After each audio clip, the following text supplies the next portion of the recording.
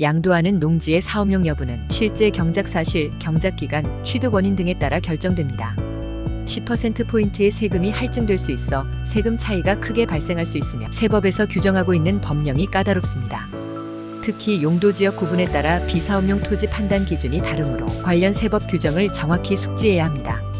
함안군 가야읍 소재 농지를 2016년 부친으로부터 증여받은 A씨 사례를 살펴보겠습니다. 부친은 전업 농민으로 해당 농지를 2002년에 취득해 계속 제촌작용을 하였으나 어씨는 직장 생활로 인해 제촌작용하지 않은 상태에서 농지를 양도했습니다.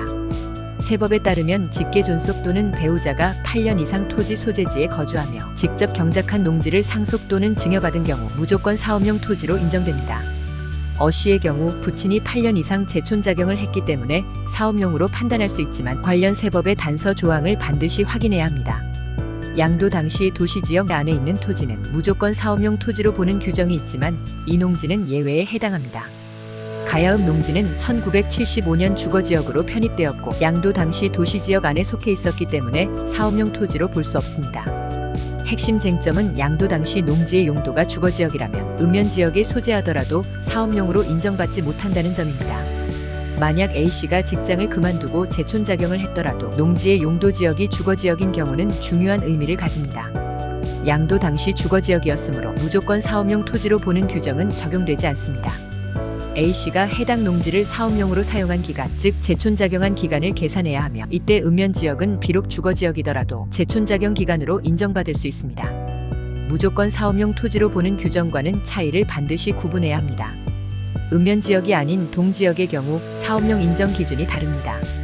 동지역의 농지가 주거지역으로 편입되었다면 편입일로부터 3년간만 사업용으로 인정받을 수 있습니다. 예를 들어 2016년 창원시 합성동 소재 농지를 취득해 제촌작용하다가 2024년 양도하였고 농지가 2017년에 주거지역에 편입된 경우 4년간은 사업용으로 볼 수 있습니다. 그러나 전체 보유 기간 중 60% 이상, 양도일로부터 소급해 5년 중 3년 이상, 3년 중 2년 이상의 규정을 충족하지 못했기 때문에 비사업용 토지로 판단됩니다. 결론적으로 토지의 용도지역은 비사업용 토지를 판단하는 중요한 기준입니다. 양도 당시 주거지역 내에 있다면 읍면지역도 예외 없이 비사업용 토지로 봅니다.